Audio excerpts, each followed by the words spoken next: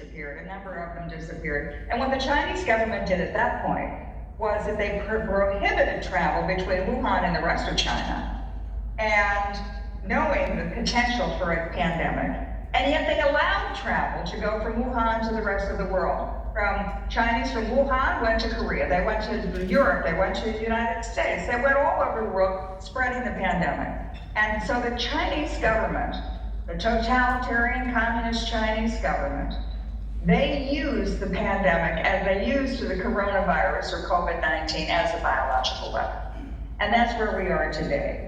They didn't warn the world, they let it spread, they encouraged the spread, and then while they were assuring us there was really nothing to this, it wasn't spreading, they sort of lulled us into inaction. The Chinese government then cornered the market on medicines, on testing equipment, and personal protective devices. So they then could decide who got those life-saving technologies and equipment.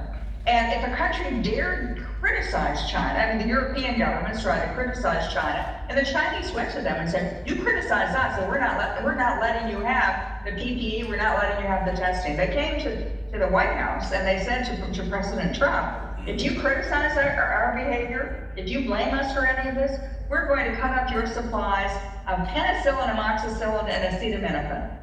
They went to the Australians, and they had said to the Australians, if you dare join 100 other nations and ask for some kind of an investigation into the origins of the coronavirus, we're going to shut off our imports of your beef and your barley. We're going to cripple your economic, agricultural economy. So the Chinese have played tough throughout this period. And then they also used the cover of the pandemic to do things in Hong Kong. For example, they told the people in Hong Kong, 2 systems, 1 China. You can have your own government, you can have your own laws, and yet they reversed that. Under the guise of the pandemic, thinking that the world wasn't going to notice, they should have a national security law which prohibits any Chinese anywhere in the world from criticizing or demonstrating against their government. And the penalty, life imprisonment.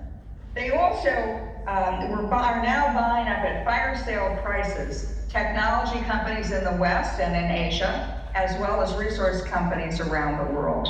So the Chinese have used this period of a global pandemic, a period of economic and political division and dislocation throughout the world, and the lockdown, to do what they had intended to take 50 years to do.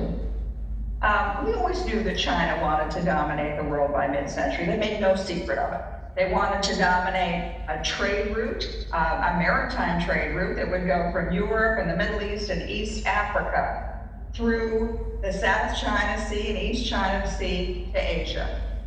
They wanted to control, and they still want to control the South China Sea. They want to treat it as an internal Chinese lake. They're also creating a land-based trade route to link Europe, the Middle East, and Asia, called One Belt, One Road.